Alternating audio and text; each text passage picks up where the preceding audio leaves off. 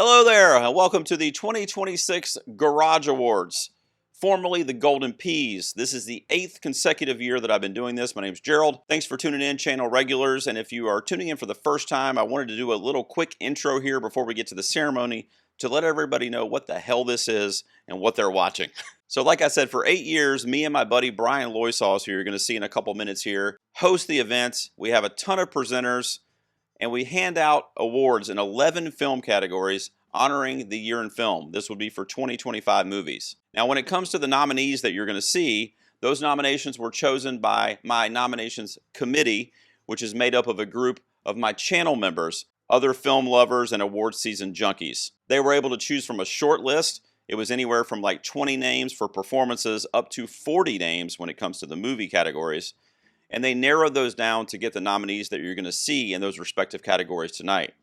And when it comes to the winner, those were selected by you. I want to give a special thanks to my channel members, like I said, my committee that helped make this happen. And I want to thank them for supporting me, not just monetarily, which is a big deal, but for just supporting me on YouTube and in the content creation space, because it can be a full-time job. And sometimes it can get you down, but they are always there giving me a thumbs up or sharing the video, commenting, telling me how wrong I am in my predictions, which I also love, by the way. So thank you so much, guys, for always being there to help me out. We just passed over 50 members in the last couple weeks, and you guys are just the best. My heart is full every time I think about it. A special shout out and thank you also not only to my co-host, Brian Loisauce, who has been doing this with me every year for the last 5 years, but I also want to thank all of our presenters this year. Every year, if you haven't seen this show, I have presenters from the YouTube, critical community, the industry, come on and hand out awards in all of these categories. And we have 9 presenters tonight that made a special clip, and they had their gold envelope to present the winner in their category. So you know who you are, and you'll see them as we go through the presentation tonight. But thank you so much for taking the time out to make that happen for me. Y'all's videos were brilliant, and I loved them, so thank you so much. And the last thing is myself, Gerald, and my buddy Brian Loisauce, who's going to be my co-host. We're going to be over in the live chat when this feed premieres on YouTube. So if you want to drop a question or a comment or like, why the hell did you snub XYZ in this category, drop it over in the comments section, and we will be over there monitoring that and trying to answer as many questions as we can. I also want to see your reaction to some of these results tonight. So please be active over there in the chat, as I intend to be as well. So thanks for checking it out. And if you're not on the live feed, drop a comment down below of what you thought of the winners this year. If you're also watching this in the future after the live feed, there are timestamps down below for each category and section of the broadcast if you want to skip ahead. Thanks for being here, and now enjoy the 2026 Garage Awards. I will see you over in the chat.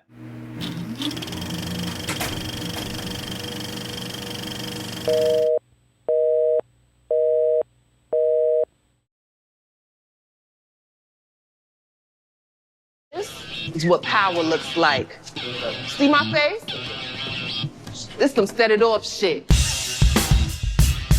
Yeah. We gotta turn the bass up on this one. Check it. Since 1516, minds attacked and overseen. Now crawl amidst the ruins of this empty dream. With their borders and boots on top of us.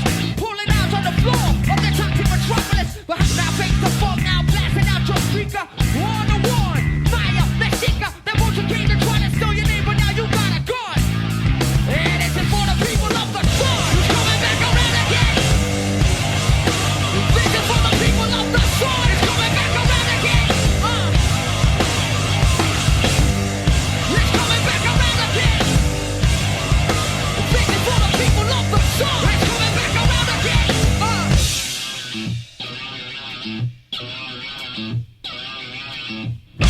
coming back around again. This is for the people of the sun. It's coming back around again. It's coming back around again. This is for the people of the sun. It's coming back around. Of the sun. Welcome to the 2026 Garage Awards, with appearances by Ryan Castleman, Cody Derricks, Lindsay Dunn, Siobhan Ebert, Brad Hargis, Anthony Krizak, Will Mavity, Ryan McQuaid. Special appearance by Logan Morris. And your hosts, Gerald and Loisas.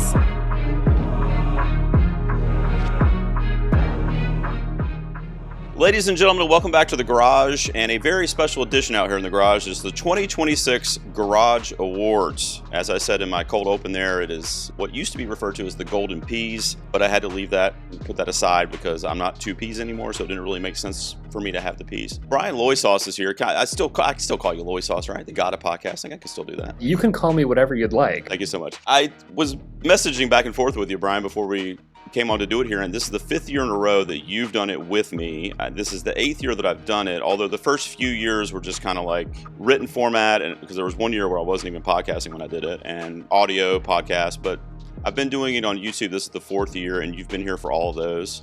So first of all, thank you. I mean, I know it takes time out of your day, and you got to listen to me ramble about movies over and over again, but I love chatting with you, even if it's only once or twice a year. But thanks for being here as my co-host yet again, man. I appreciate it. Well, it's a privilege to hear you ramble on about movies. You know, we've been doing it for a long time. I guess it's the first time we've done it as the Garage Awards. I love how you flip the script there, because it's perfect. So it's like, I look forward to this every year, as I'm sure you do and your viewers do as well. We're obviously going to be giving away the awards. I talked about all this in my intro, but we're going to have 11 film categories where we're giving away, celebrating the year in film for 2025, obviously last year.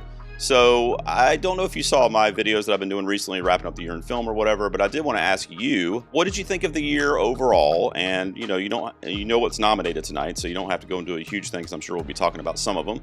But generally speaking, how did you feel about the year? Was this a good year, a down year, a kind of mid-year? How do you feel overall? I say it every year, but every year is a great year for film. You know, there's always stuff that comes out that catches me by surprise, or, there's always artists making great art. And this year especially, I was pleased at just how many horror films ended up being dynamite. I mean, there are, really, let's see, out of my top 10 favorite films of the year, 1, 2, 3, 4 of them are horror films. Oh, wow. I'm a horror aficionado, absolutely, anyway, but to see so many horror films come out that just absolutely blew me away was thrilling to see. So I agree with you 100%. The year overall, I mean, I think it was a phenomenal year for film, and I've actually quoted you on my show before, on my videos, saying that every year is a good year, and I agree with you. I mean, as long as we're getting films, then I'm good. I mean, especially from these auteur filmmakers, and in some cases legendary filmmakers. I mean, it's great. There's always going to be something for you to find, to enjoy, to choose from, to recommend to others. And when it comes to what made the ballots tonight, I think it's a great crop of films and performances that kind of speak to that, overall, kind of wrapping up the year in film. So I'm excited to see what the fans chose here, the viewers chose. Now, I can't remember if I told you this, Brian, or not. I did say it in my intro, but we got nearly 1,000 ballots returned for this, which is like almost triple the most that I've ever received of people voting on this thing. So I'm telling you that also to kind of set you up for a couple of the races and to tell you how close they ended up being. Like, it's actually crazy. It's actually insane how a few of these categories are separated by less than like 50 votes. It's like really strange. So there was a couple that were like just neck and neck, I'm assuming, the whole way. We're going to have presenters tonight for 9 of the 11 categories. We're going to start out with one that does not have a presenter this evening, and that's going to be for a fan favorite, which is the Best Movie Poster. So I'm going to put the nominees on the screen there. For the Best Movie Poster, we're looking at Begonia, Die My Love, Eddington, Jay Kelly, and Train Dreams. Those are the 5 films that got nominated for Best Movie Poster. Our presenters have the privilege of opening the gold envelope, but for poster and for one other category that we're going to be doing later, I get to do it, which is actually kind of exciting. So I'm going to be opening this thing up here. Let's see for me. You got any predictions? Best Movie Poster? What do you think? Prediction? Let's go with Begonia. I have a feeling. That's a good one. Let's see. Best Movie Poster goes to, and he didn't know, I just opened it. Begonia. Look at that. Dude, you're batting 1,000 already. You should be doing the predictions, not me. You nailed it. I actually kind of saw that coming too. These are all really good though. The Eddington one from Ari Aster, that was really striking to me. That was the first poster they released. I really like that one too. I think that's the one I ended up voting for, but I think all these are really well done. Is that your pick, Begonia, or what would you have picked here, man? It was my pick. Eddington, I think it's based on an existing art piece, like an existing photograph, but it's so thematically in lockstep with the film. It just works. Begonia, to me, this is just like an instantly iconic poster. The font is so unique that like the typeface for the title, so unique. The blood and the honey mixing and dripping down on Emma Stone. So it's good. just, for me, it's just like it's so striking. Train Dreams as well. What an exquisite film. And the poster's so simple, but it captures kind of that melancholy and that symbiotic tie with nature. So it's a really strong batch of posters for sure. You know, Yorgos always kind of comes through with the posters. I mean, obviously he's not making them, but you know what I mean? His films always kind of bring out the kind of weirdest posters, but they're still really accessible, I feel like, and they kind of tell a tale of what's going on in the movie too. So kind of makes sense that he would win that there. All right, so the next category, we're going to cut to our buddy. You know this guy as well, Ryan. Brad Hargis from, well, I call him Old Man Brad, but he's doing something now called Tomb of Terrors, which you might like, actually. It's a horror podcast. And he's kind of doing that as an offshoot of Old Man Brad, but he's still an old man and his name is still Brad, so that's what I'm going to call him. But he's going to be giving out he's going to be giving out the award that we honestly should have named after him because he loves Tubi movies and all the bad films that come out every year. So he's going to be giving away the award for the Wait What Bad Movie of the Year. We'll cut it over to Brad, and then we will be right back. Thanks so much, Gerald. Hey, everybody. It's Old Man Brad from the Tomb of Terrors podcast.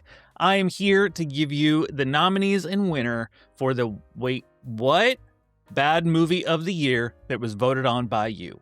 So this is a category that was kind of tailor-made for me.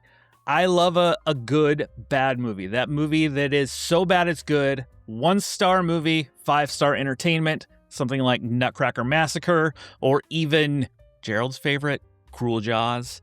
Sometimes you get the other end. Movies that are kind of a waste of time and money. 65. But whatever it is, I love searching those out. Digging through the depths of Tubi to find the so bad it's good, the diamonds in the rough. So without further ado, let's get into the nominees for Wait, What? Bad Movie. The Electric State. Him. Kinda Pregnant. Snow White. War of the Worlds.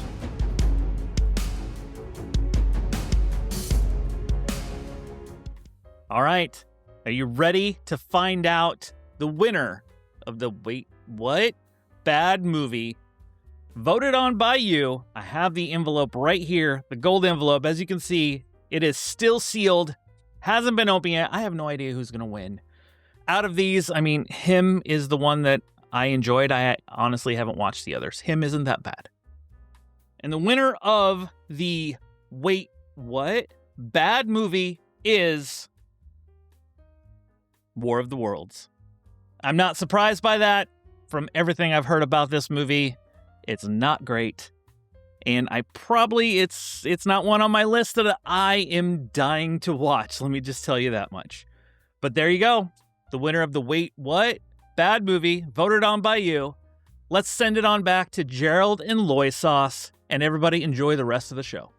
All right, thank you, Brad. And I don't know if that's probably not a surprise there, Brian. War of the Worlds from Amazon Prime with Ice Cube, gangster rapper, in a office setting, just sitting there. What do you think, man? Did you see this, by the way? Did you see this War of the Worlds? I managed to dodge, duck, dip, dive, and dodge 4 of the 5 of these movies. Oh, good for you. Wow. But I did see War of the Worlds, which was generationally bad. It takes the screen life storytelling format to new heights of idiocy. Ice Cube giving one of the worst performances I think an actor has ever given in any movie. Oh, man. Yeah. I mean, I watched this after knocking back several margaritas, and I had the time of my life watching it. So I can't really say it was even my least favorite film of the year, but it was absolutely the worst film of the year. Yeah, I agree. I didn't see kind of pregnant, and I didn't see him, but I saw the other three, and this would be the worst. But to your point, though, it's also one of those movies that I feel like 5-10 years from now, there'll be like theatrical viewings of it to like watch it with a group, you know, and like quote it and stuff. Like, it's like one of those movies that's like so horrible. In fact, that's the reason I watched it, because I couldn't believe what people were saying about it. Okay, so Wait What? The bad movie of the year goes to War of the Worlds. So no real surprises so far, but we'll see what's in store for the rest of the evening. So the next award that's going to be handed out, another presenter for this one is going to be for the best animated movie. And this presenter is special because it's my son. Now, I should say, I don't know if he's going to mention this in his presentation because I haven't seen it yet, but he actually picked the best animated movie category because he is a huge fan of Demon Slayer, and he knew that Demon Slayer had made some lists this award season, like the Golden Globes and stuff. And he was like, oh yeah, I'm going to present that with my Demon Slayer poster and everything. It didn't get nominated, so I don't know what he's going to do here. So for the best animated movie being presented by my son, Logan, let's cut it away. We'll be right back. Hey there, this is Logan, and I'm here to present the award for best animated movie of the year, as voted on by all of you. So shout out to you who voted. As you can see here, I obviously supporting the winner with my poster back here and signed autograph, favorite character by the way, and my sword, bamboo by the way. Hold on, wait a minute. What? Snubbed? Turns out, Demon Slayer got snubbed. I mean, I'm fine. It's not like it was one of my most anticipated films of the year or anything. What? Let's check out the nominees. Arco. Elio. K-pop Demon Hunters. Little Amelie, or The Character of Rain. Zootopia 2.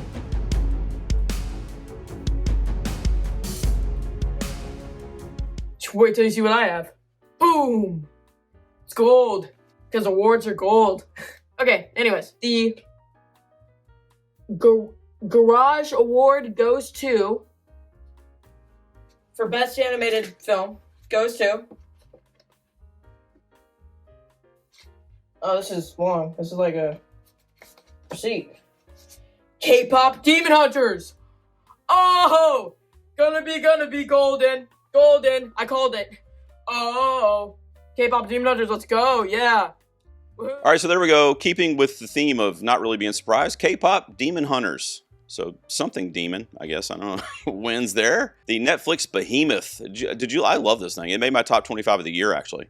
I mean, I know that might be a played out kind of take now that the world has seen it, but I was really impressed with this thing when I saw it initially. It's a good time. What do you think of this film and this pack here? Yeah, I mean, it's one of those movies that just became a phenomenon. It just swept the conversation, and deservedly so. I remember kind of being resistant to watching it at first because people wouldn't stop talking about it. Right. And then finally, I was in a situation where someone said, you have to watch it. We're sitting down and we're watching it. And I'm like, okay, well, I'll watch anything. And about maybe 20, 25 minutes into the film, I was like, damn it, it's really good. It's really good. Yeah. So it did win me over. And I mean, the soundtrack is full of bops. I feel like I am on an island here, but I voted for Elio. I feel like people were down on it. Of course, it was a huge flop. I found it really moving, kind of using the vastness of space as a metaphor for loneliness and searching for connection. And, you know, it kind of tapped into my own kind of childhood watching sci-fi movies like Star Wars and being fascinated with all the various aliens. And I don't know, it hit me in the heart. I agree. We're going through a Pixar rewatch. We're going to Disney World in April, and Hoppers is coming out in the theater, I think, a few weeks before we go. So me and Luke, my 7-year-old, are watching all the Pixar movies. And I had never seen this one. I didn't see it when it came out. And it's on Disney Plus now. And I was like, all right, you know, I heard it's not that great. I loved it. I was like, what are people talking about? Like, I really enjoyed this movie. It ended up making like my top 12 or so Pixar films. But I really enjoyed it too. So I'm glad it ended up making the nominees. But I don't think, and this counts for all the other award shows too, to be honest, I don't think anything can beat K-pop Demon Hunters this year. It was just a behemoth. And like you said, even if you go in skeptical, it kind of wins you over. You know, the songs are like, unforgettable, and it's just, it's a good little action flick, and I love that Lord Miller kind of style of animation too that we got with like the Spider-Verse films and Mitchell's versus the Machines and that kind of stuff, which you kind of get here also. So next up, we're going to be giving out the award for the best comedy of the year.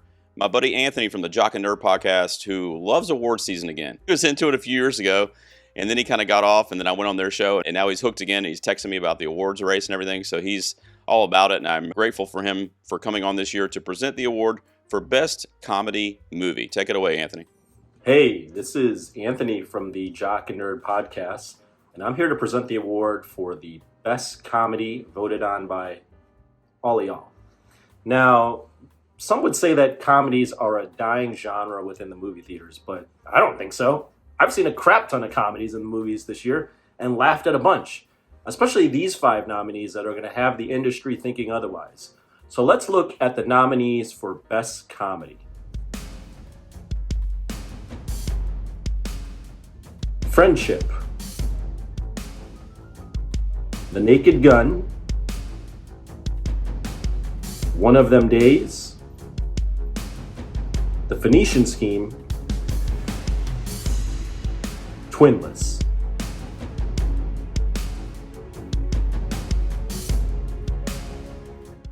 What a set of nominees there, guys. Drum roll, please, for the best comedy. And the award goes to... Open up this cool envelope that Mr. Gerald sent over. Whoa. The Naked Gun. Congrats. All right, you've already mentioned it once, The Naked Gun. There it is. You foresaw it in your mind, but it won Best Comedy. I think this is a great slate of films. I want to hear what you think, but Friendship and Twinless, I love both of those movies, and I think I ended up voting for Friendship. But what do you think of this group? And you already mentioned it, but The Naked Gun takes the win here. How do you feel about that? I enjoy The Naked Gun. It was a great throwback to a style of comedy that doesn't really exist anymore. That kind of absurd, throwing every gag at the wall and seeing what sticks kind of humor that I so desperately miss in movies nowadays. I will say it wasn't a home run for me. Not all the gags worked, but I thought Liam Neeson was perfect, and Pamela Anderson surprisingly running away with the movie. She was really good. My personal vote in this category was for Twinless. I think James Sweeney I watched a film of his called Straight Up, which came out a few years ago. And I was just like, where did this guy come from? It is really difficult to find someone with an ear for witty, rapid fire dialogue that kind of harkens back to the screwball comedy films of the 1940s, like His Girl Friday or Bringing Up Baby or what have you. Like, it's just, and he's also making queer films that feel really true to the experience and also kind of dangerous. I mean, there's a lot of darkness in Twinless, as funny as it is. Yeah, just well made all across the board. So that was my vote. Friendship as well. I'm a Tim Robinson fan. I think that was good. Yeah. The pairing between him and Paul Rudd was absolutely perfect. And again, I think exposing truths about male friendship that aren't really talked about in media. So yeah, no, terrific slate. I did not see One of Them Days, but I need to get on it. Yeah, I didn't see Phoenician Scheme, but I've also kind of waned a little bit on the Wes Anderson front, but I want to check that one out because I heard the performances are great. Obviously, good shit like production design and that kind of stuff. So I want to check it out. I just haven't had a chance to. All right, next up, we're going to be giving out the award for the best action movie of the year. I got my buddy Ryan. I think he's presented before, but it's been several years. He's from Awards Watch, and he's going to be giving away the award for the best action movie of the year. Hi, this is Ryan McQuaid from Awards Watch, and I'm here to present the award for Best Action Movie of the Year as voted by all of you. Action films this year. Maybe not the best year for action films, in my opinion, but definitely enough here that we can highlight some great ones that were selected overall. Usually there's about like 10 to 12 of them that I'm really excited for. This year was a little bit less, but there were still some great films that we're here to highlight and walk away with a winner on the day. So now let's take a look at the nominees for Best Action Movie.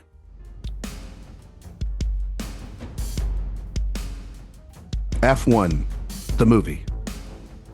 Mission Impossible, The Final Reckoning. Superman. Thunderbolts and Warfare.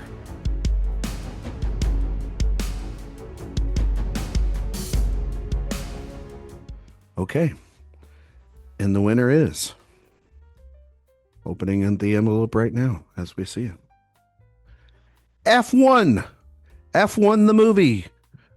Accepting this award would have been Brad Pitt or Damson Idris or Kerry Condon or Javier Bardem or Joseph Kosinski or Jerry Bruckheimer or any of them, but they're not here today. So I'll accept this award on their behalf and say F1's a good movie. And all those people out there, just because it got nominated for Best Picture, guess what? It's still a really good movie. And it is the best action movie of the year. Thank you, guys. All right, the only one on the screen here, and in those group of nominees that also got nominated for an Academy Award. Surprising to some folks that it made the 10 for Best Picture this year. But it was also nominated for the Best Action Movie here at the Garage Awards, and it ended up taking the win, F1: the movie. How do you feel about this group, man? What was your pick, Brian? Well, F1 is the only one on this list that I have not seen. Wow. Okay. I know. I knew that it was from the director of Top Gun Maverick, which I loved, but nothing about the trailers grabbed me, and I don't care about Formula One racing. I apologize to those of you who are. So I was prepared to skip it. I have to watch it now because it is one of the nominations this year.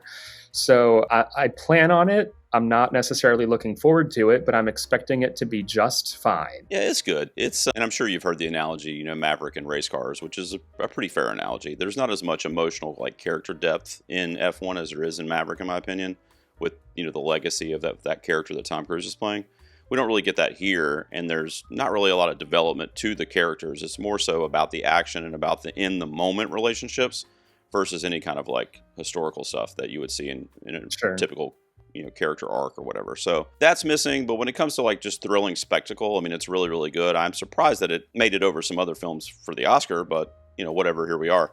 For my vote, it would probably be Thunderbolts or Warfare. I was really impressed with superhero. We didn't talk about that in our intro, but the superhero films this year kind of worked for me, which is not always the case. In fact, it's rarely the case. So there were quite a few this year that I was actually pretty high on. And these two here, Superman and Thunderbolts, are a couple of them. I was also a big fan of the Fantastic Four film that came out.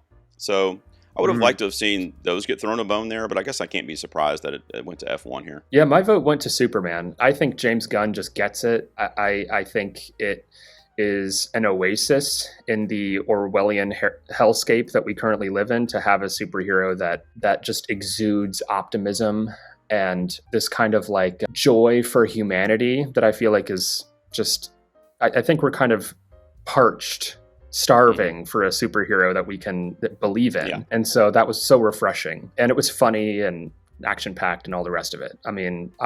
In James Gunn we trust. Thunderbolts, I was really impressed with, actually. I thought that was kind of a return to form for Marvel until they plummeted off a cliff, in my opinion, with the Fantastic Four. I absolutely hated that film, and I feel also alone on an island with that, because I know most people seem to really enjoy it. But yeah, that was a surprise. So yeah, strong bunch. Warfare was excellent. It's kind of difficult. I suppose by definition it's an action movie, but it's right. It's definitely I wouldn't say it's I wouldn't say it's exciting to watch, more harrowing, but yeah.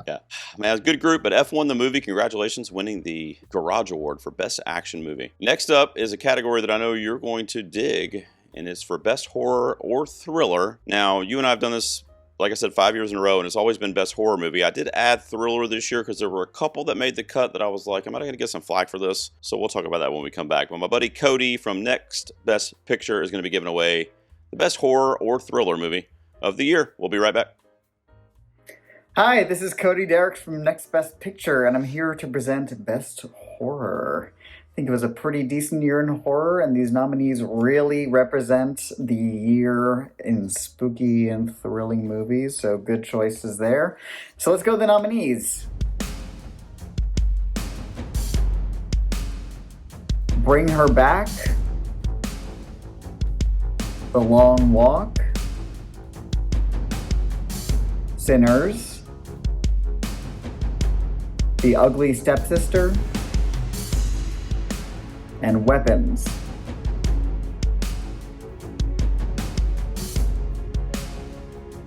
And the winner is Sinners. Congrats, Sinners. Good choices there.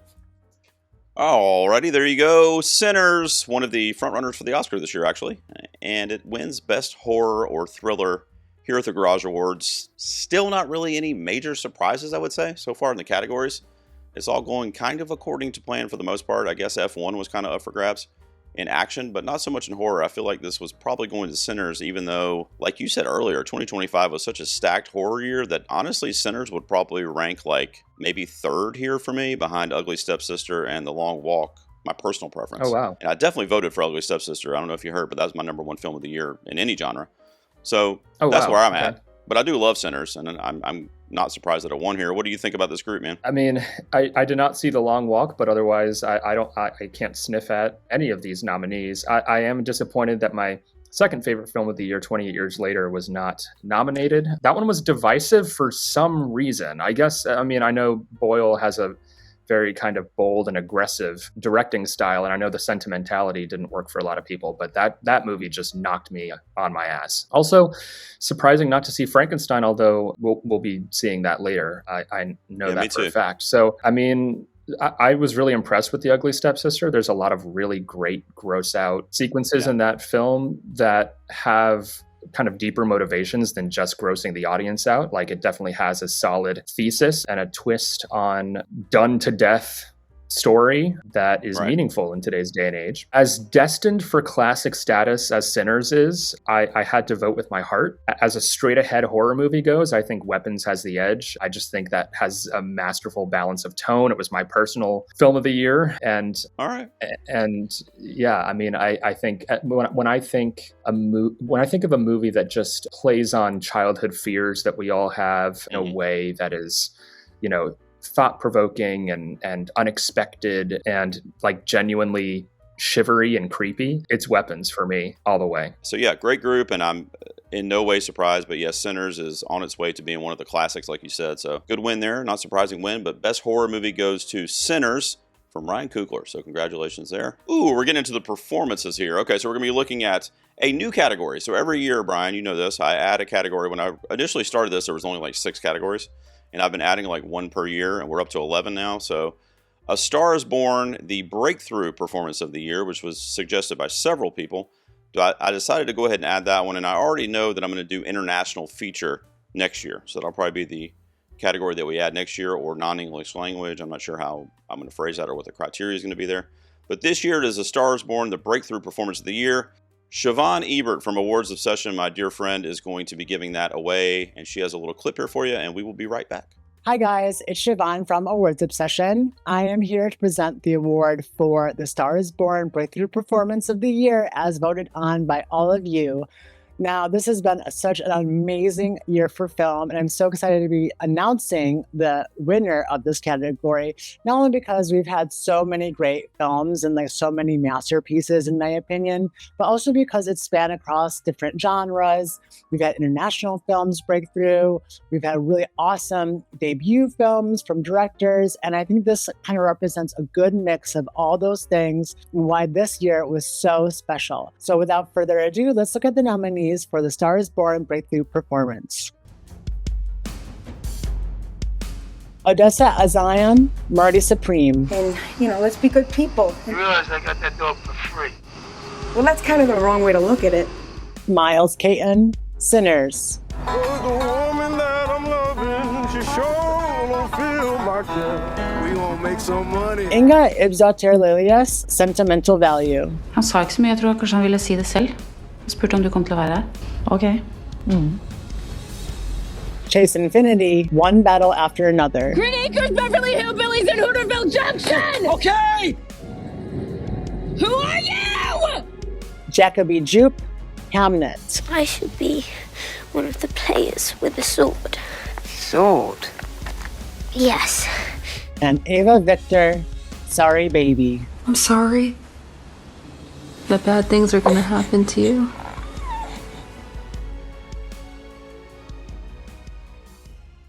Okay, and the winner is... Oh my gosh, I've never done this before.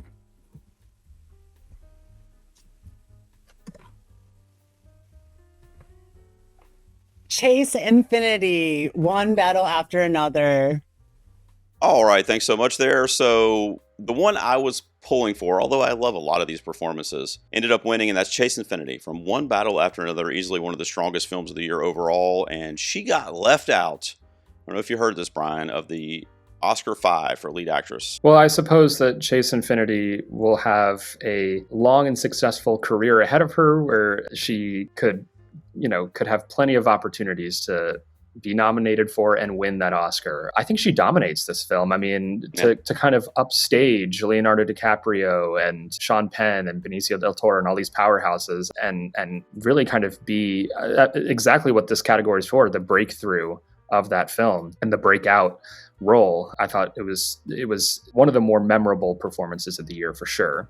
Very deserved. My vote was for Eva Victor. Oh, nice. It is such a tricky balancing act as an actor, writer, and director to deal with such heavy subject matter, but to do it with a humor and this kind of self-effacing humility to it. And I don't know, they just really impressed me with Sorry Baby. That was one of my favorites of the year for sure. So I agree.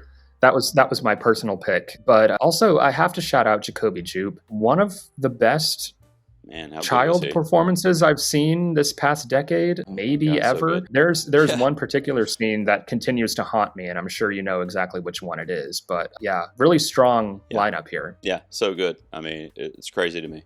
And that, the SAG, or the Actor Awards now, the Screen Actors Guild, has this weird rule. I don't know if you know about this, where like if your name is not on the call sheet as one of the like top billed actors, then you're not considered part of the cast for SAG Ensemble. So he's not on there, and I'm like, what?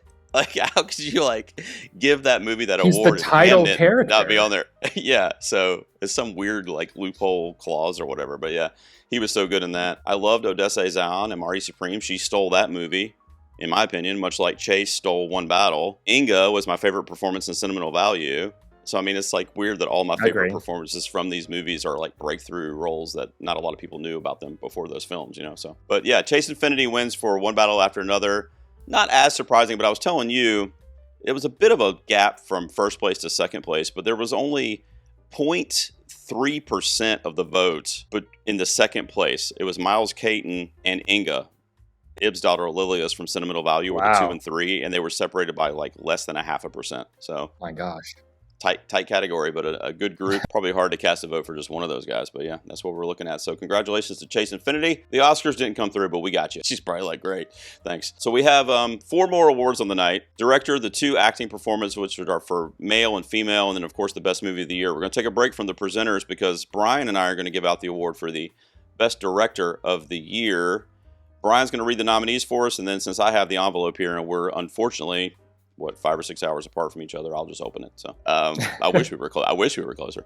All right, so go ahead and read those nominees for us, bud. And the nominees are Paul Thomas Anderson, One Battle After Another; Park Chan-wook, No Other Choice; Ryan Coogler, Sinners; Joaquin Trier, Sentimental Value; Eva Victor, Sorry Baby; Chloe Zhao, Hamnet. All right, let's see. Here it is. Give it to us. It's sealed, just so you guys know. I have not seen this yet. Let's see what we're looking at for the best director of the year is, we'll show the camera, Paul Thomas Anderson for One Battle After Another, PTA. So as if the DGA, the Directors Guild Award, wasn't enough for him a few days ago, now he's got the Garage Award, so he should be good now. For One Battle After Another. Congratulations to PTA. What do you think, man? I don't know. I feel like this is a tough category for me because it's kind of tricky because like when you're casting your vote, it's PTA's time, this and that. And, in speaking about the Oscars, he's got like 14 nominations, no wins across screenplay and director, and I think producer in a couple instances. And like, no wins for it. This is such a huge monumental film. It's going to kind of define the year, maybe along with Sinners, I think. So I'm like, all right, well, do I vote for that or do I vote for like what I think, you know what I mean? What I think best directed, which would probably be Park Chan-wook. Like what he did in that film was like fucking crazy to me. Yeah. I don't know, man. What do you think? It is hard. I mean, Paul Thomas Anderson's one of our preeminent filmmakers working today. I mean, he's just, every time a PTA film comes out, it's an event.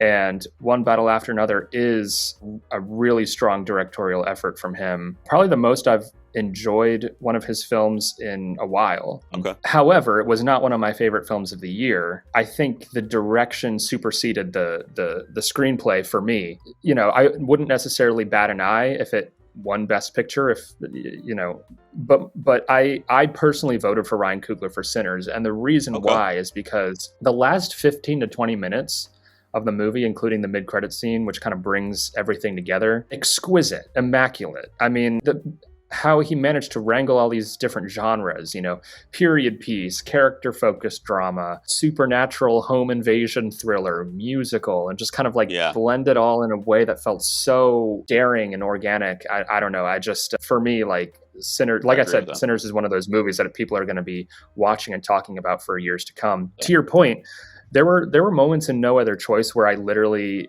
asked myself, like, how did he do this? In terms of like the way the shots were framed. I mean, no one frames a shot this way unless you're Park Chan-wook. So that was in my top 5 for sure. I don't know. It's one of those things where it's like if PTA wins, you know, like when Scorsese won for The Departed, I mean, nobody was like pissed about that. You know what I mean? Like that might not be his best movie, but it's like Marty Scorsese, you know what I'm saying? So it's a similar thing with PTA, I feel like. So I'm glad he got it here. I think he's on his way to the Oscar too, personally. So there you go. One battle after another. Got the breakthrough performance. He got the best director. And we're going to get into the 2 main performance categories now. All right. First up, we will give out the award for the best female performance of the year. And I might change this next year, but it is a lot of work for me to add additional categories, but I might add additional nominees. I'm not sure. But right now it's 6 nominees. And there's no category distinction. So it can be a supporting role, by definition, whatever that is for you, or it could be a lead role. So just so everybody knows, it's just a mix of the best performances that ended up making the final 6 based on what the committee came through with this year. So Lindsay Dunn, a personal friend of mine that's in the local critics group with me here, and she also has a podcast called One of My Stories. She's going to be giving us the award for the best female performance of the year. And we'll be right back. Hello, I'm Lindsay Dunn from One of My Stories, and it's my absolute honor today to be a first-time presenter at the Garage. My task today is to present the award for the best female performance of the year, as voted on by all of you. Looking at our nominees for the year, it's refreshing to see the kinds of roles that have risen to the top as being audience favorites. These characters are flawed and complex. With one exception, there are no true villains, but we also aren't looking at a panel of saints. These characters all have their lives interrupted by external forces and have to make choices.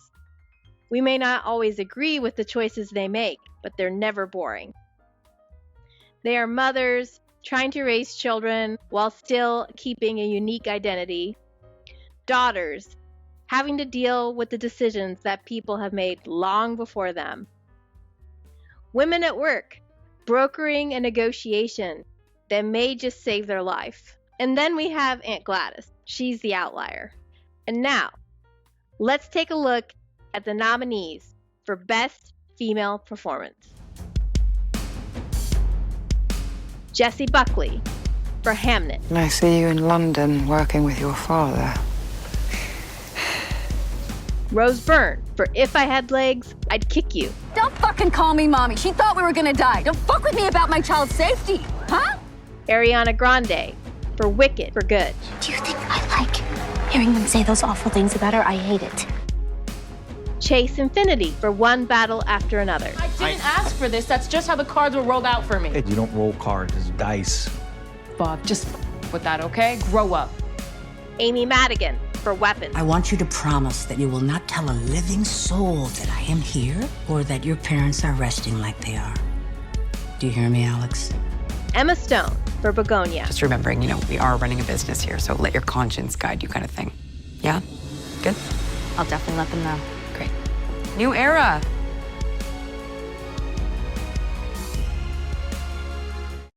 Okay. And the winner is Jessie Buckley for Hamnet. Congratulations to Jessie Buckley and to all of our nominees. Back to you, Gerald. All right, there you go. So the presumed frontrunner all award season, including out here in my garage, apparently, Jessie Buckley And she wins for Hamnet. And there's Chase Infinity again. A lot of other great performances as well. We already talked about Weapons. Ariana Grande showing up, or Wicked, I should say, showing up for the first time on this show here for the best female performance. And then Rose Byrne, of course, for If I Had Legs, I'd Kick You, which is also a big player this award season out there in the real world. What do you think of Jessie Buckley's performance here winning, and what would have gotten your vote, or what did get your vote, Brian? Jessie Buckley's well deserved. I mean, there are moments in this movie where she channels grief in a way that just sears your very soul. She lets out these like guttural screams of anguish, and there are moments where it seems like she's completely like disassociating because she's just in shock. And I mean, to ask any actor to go there as a performer is, I mean, it's a task, and one that she was more than up for. So yeah, I am definitely in agreement, although I'm pretty sure I voted for Rose Byrne. And the reason why is because she is in every single solitary frame of this movie. The camera does not leave her face from second one until, well, I don't want to spoil anything, but near the very, very end. Mm-hmm. To have her be the anchor for this film and to see her pull it off in such a magnetic way, for me, that was like, okay, she deserves my vote for sure. But this was so hard. I mean, Amy Madigan, again, like one of those performances that is instantly, I hate to use a trite phrase, but it is iconic. I mean, Aunt Gladys, for sure, arguably one of the best villains of a movie I've seen in ages. Yeah, for sure. But she also, what I loved about Madigan's performance in Weapons is she brings a real like depth to that character that was not necessarily like, you didn't necessarily have to have that for that character to work. But she brought it to add like a layer and a nuance to Aunt Gladys that created somewhat of a weird, like you felt weird, like sympathizing with her at different points of the movie. You know what I mean? Like she, for whatever her shortcomings were, which of course there were a lot, you found yourself at times going, oh, I kind of get this, and I think that was written beautifully, as we already discussed, but I think also Madigan's performance really added that extra kind of element to it, which was cool, because you don't have to have that. You can just have a horror villain and just be done with it, Yeah, and those are intentional choices you make as an actor. Right. But also, I mean, I thought she was expertly written. I read some kind of sniffy letterbox reviews that said that her character motivation wasn't well explained, or she could have used a chapter of her own explaining her backstory. I'm like, she doesn't need everything you need to know about the character is right there on the screen. So I don't, I mean, I thought it was perfect. I mean, Emma Stone, it was really difficult to not vote for her because I absolutely adore her, and she's fantastic in Begonia. And Ariana Grande's performance, I'd say, is the best thing about Wicked for Good. I mean, considering how good she was in part one, to see her like come to play in part two. And actually, I know that a lot has been said about how part one is Elphaba's story and part two is Glinda's story. But even in terms of the performance, like I thought that Cynthia Erivo just kind of seemed overshadowed by Ari's performance in this. That was it was so good. She brought so much depth to Glinda, which I think was necessary for the story. Yeah, that was a kind of an issue of the archetype of the musical, and having it be adapted to the big screen. That a challenge that John M. Chu and everybody faced is that when you go see the musical, Act One's a little bit longer. They have the intermission, then you come back Act Two, and Act Two is a downer. I mean, really, it's like really dramatic and soap opera-y, and it's just like, as a fan of the musical, I was just inherently like kind of worried. Now, I'm only telling you that. I know you might not share this opinion, and believe me, you were talking about being on an island, and that's where I've been for the last like 6 months or I guess since November. But I prefer Wicked for Good as a film if I'm putting it next to part one. But as a musical, I would much rather sit through Act One of the musical. So I just love, and a lot of that has to do with Ariana's performance, and she actually would have gotten my vote in this category, with Chase Infinity probably being a close number two. And we were mentioning, I want to mention before we go to the next category, so I have some of the results here, and I didn't see them until recently, but Ariana Grande actually came in second. And what's kind of fascinating about that, which I didn't expect this to be the case, but there was only like 44 votes between her and Buckley. So it was like 0.8% of the vote. So it was very, very close. And I know I have a lot of Wicked fans that love my channel, so that could be why. Nonetheless, I think it was a great performance, and I'm glad to see her get as much love as she did, because she was another one that did not get into the Oscar 5 in her category this year, even though she hit a lot of the precursors, just like Chase. So my two favorite performances, maybe I'm the one that's messing it up for them. I don't know. Congratulations to Jessie Buckley, and it was a really gut-wrenching performance. It's well deserved. I mean, it's one of the year's best for sure. All right, we will be looking at two more categories. So we're going to be doing best male performance, and then we will of course wrap up with the best movie of the year. So to give out the category for the best male performance, again, it can be either supporting or lead, no distinction there. It's going to be my buddy Will Mavity from Next Best Picture. He has never been on the show before, even though we've been friends on social media for years. So I'm thrilled to have him, and he's going to be giving out the award for the best male performance. We'll be right back. Hi there, I'm Will Mavity with NextBestPicture.com, and this is Nero. Hi. And together, we are honored to present the award for Best Male Performance of the Year as voted on by all of you. Hi, I'm sorry. Okay, so let's take a look at the nominees for Best Male Performance. Benicio del Toro for One Battle After Another. You been drinking today? I've had a few. A few what? A few small beers. Leonardo DiCaprio for One Battle After Another. I've fried my brain since then, man. I have abused drugs and alcohol for the past 30 years, man. Ethan Hawke for Blue Moon. I've been drinking ginger ale all night. Well, except for this second, because this second we have to celebrate. This is the greatest musical in the history of American theater. Michael B. Jordan for Sinners. Because you told me you loved me. Well, I told you to stay the fuck away from me too, but I guess you didn't hear that part, huh? I heard you. Jesse Plemons for Begonia. That's the fucking hyper-normalized dialectic by which you've convinced 7.5 billion people that they're not your captive. Stellan Skarsgård, Sentimental Value. You working on anything new? No, I thought I was, but Couldn't get the money? something like that.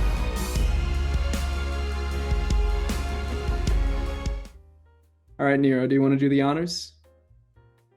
And the winner is...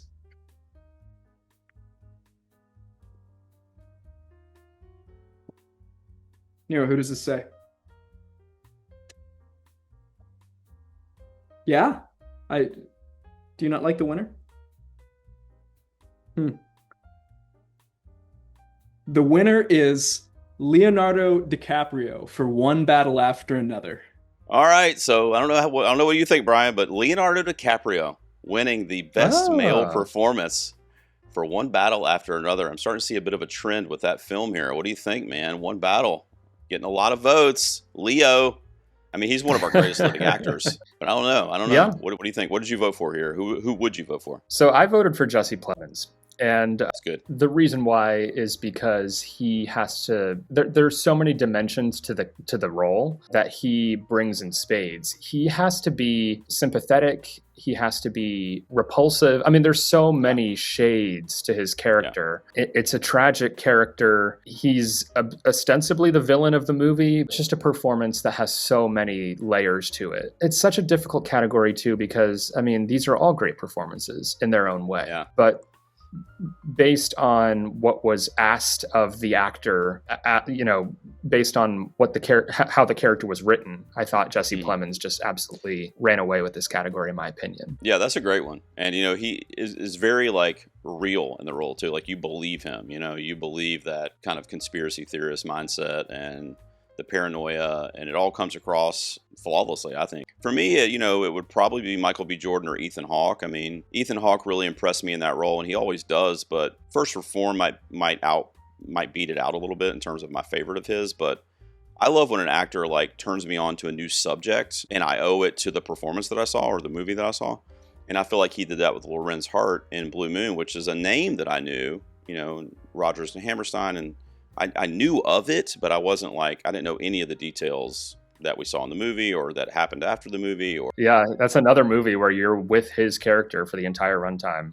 So that's tough for an actor to take on basically single-handedly, even though Blue Moon had supporting cast and supporting characters. But yeah, he just owns the movie for sure. Yeah, and Leo, winning here, I'm fine with it. And we've already talked about how that movie is going to be, one of the seminal films of the year. And I just think that Leo's having such a good time in this movie. And that's what I think of when I think of his performance. It's just fun, the stakes are high, but the performance itself, I got to imagine he was loving it as an actor. The shit on the telephone and the scenes with Benicio and even the scene when when he's seeing her off to the dance and her buddies come over. I mean, it's just comedic, but also got these high stakes, and there's also an important narrative in it, you know, and of course that's not all him, but it's not going to work if he's not doing what he does, you know. And I thought it was a great performance on his part. All right, one category left, Brian. You ready? Let's see what we're looking at here for the best film of the year. The best movie of the year is going to be presented by my buddy Ryan Castleman. He has his own YouTube channel, which is also called Ryan Castleman. I love that dude. And he's going to be giving out the award for the best movie of the year. And we'll discuss it. We'll be right back. Hello, this is Ryan from the Ryan Castleman YouTube channel. Clearly, I didn't think of a good name when coming up with my YouTube channel, but I'm here to present the award for Best Movie of the Year, voted by all of you. It's the big award, and I got a very shiny gold envelope. I dressed for the occasion, and I have to say, 2025 has been an incredible year with incredible films made by incredible directors. We've had Marty Supreme, It Was Just an Accident, Train Dreams, The Secret Agent. All of those films were, of course, not nominated here, but I think that just shows how incredible the year really was, that we couldn't fit them all. But I will say there are some banger picks here, and some picks that if the Academy themselves did go for, I think they would have been much cooler. So let's go ahead and take a look at the nominees for Best Movie.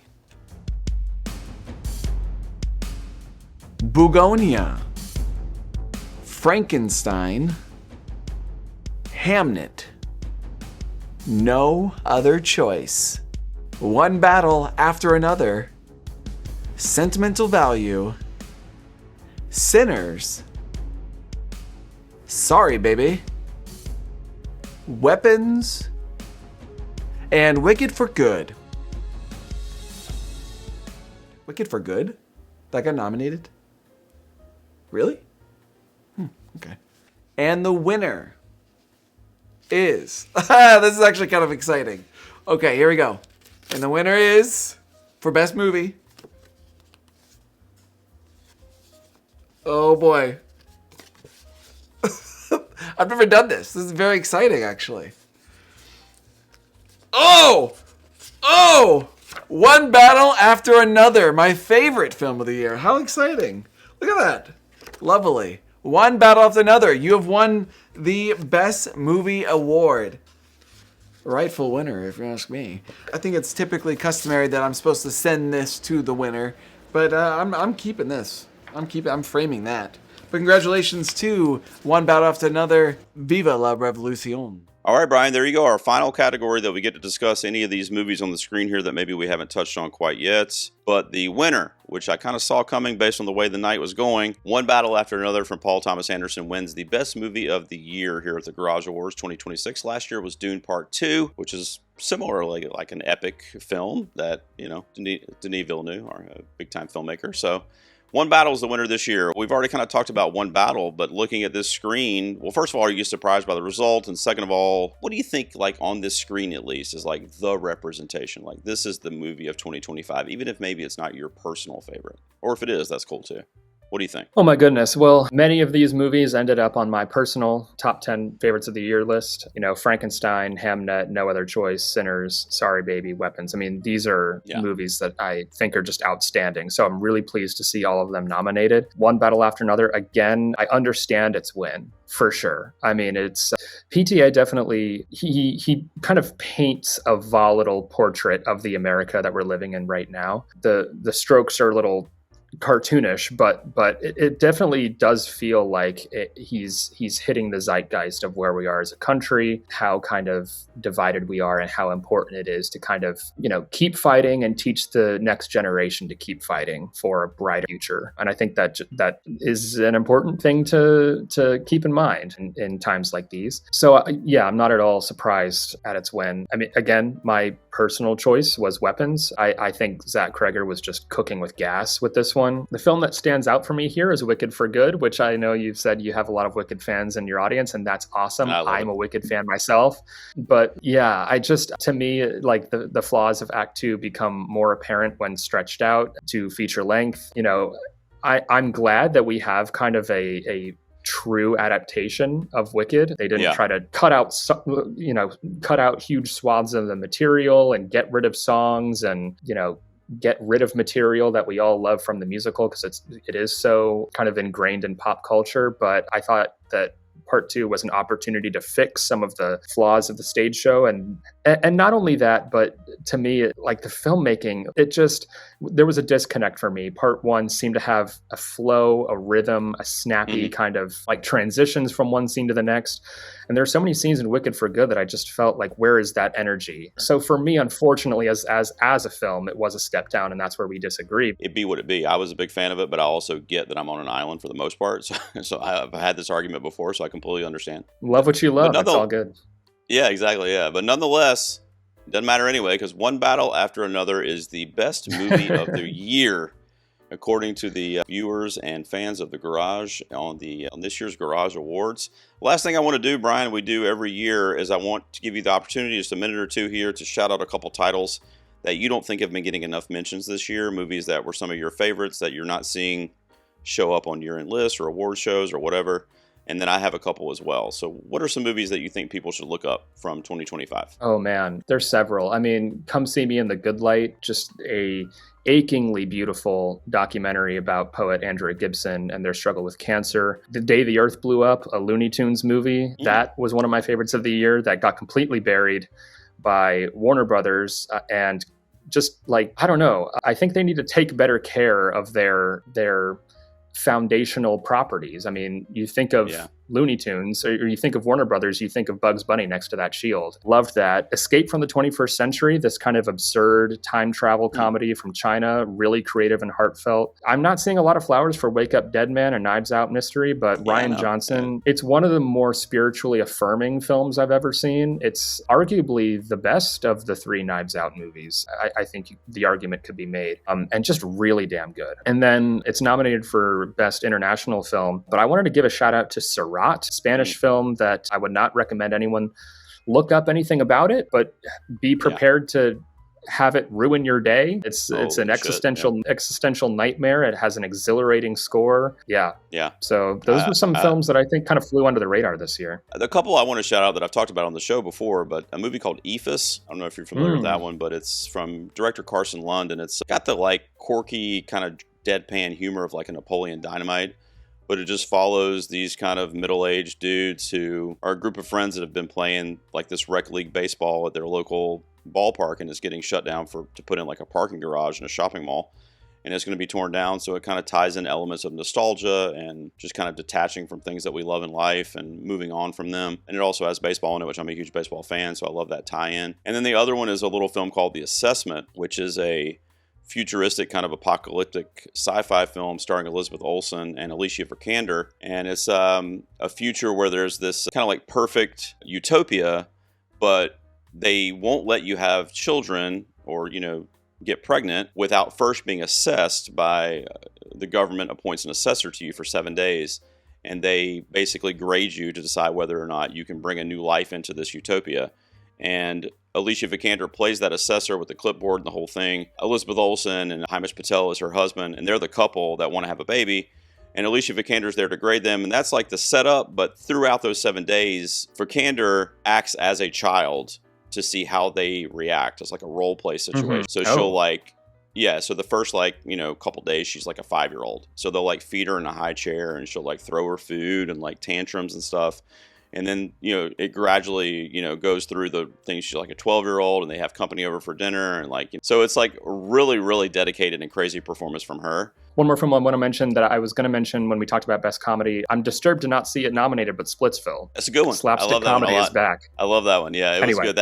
That whole, no, you're right. That whole fight sequence in that movie. Oh my God, dude. That was one of the better, sequences, scenes in film this year. But yeah, it was really good. So the 2026 Garage Awards, formerly the Golden Peas, is now in the books. You guys sound off below. Let us know what you thought of the winners this year, the nominees, any snubs. A notable one that I will mention was Marty Supreme, but I do think that had to do with the timing. That came out on Christmas Day, and my committee had to have the nominees to me by January 1st, so there just wasn't a lot of time there for everybody to see that one probably. A real quick thank you to my committee, which is my channel members.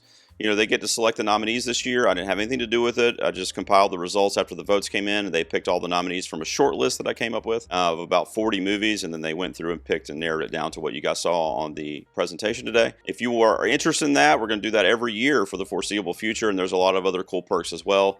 And it helps me keep everything going out here because it's a lot of work, believe me. If you're interested, just click join down below, or there's a link in the description, and you can join up for as little as a couple bucks a month to help me out here. But at the very least, subscribe and let us know in the comments what you thought of the winners this year for the Garage Awards. We'll do it all again next year, Loy Sauce. So get ready. I can't wait, man. You want to point them to any social media or anything like that? I'm at Go Loy Sauce Go on Instagram and Letterboxd. There you go. Oh yeah, Letterboxd for sure. I love you don't do the star ratings though. And I've got on to you about that before because I'm like quick like it, and I'm like, all right, well, I guess I'll read the review. You know, I mostly use it as a diary, but I'd love to start getting back to reviewing, and you know, that's really where my heart is. So I want to get back to it. You do great at it, man. Yeah, you do great at it. Go Loy Sauce Go. Letterboxd is a good one. That's a good shout out. I forgot to mention that. So follow him over there, guys, and I'm on there and everywhere else at the Awards Garage. And that'll do it for this year's Garage Awards. Thank you so much to everybody that voted. Like I said, like 980 something votes came in this year. That is crazy to me. So I really appreciate everybody that voted, and hopefully the results are satisfying to you guys also. One battle after another, the big winner this year. Congratulations. And that's it. We'll do it again next year, Loy Sauce. Until then, I will see everybody really, really soon out here in the garage.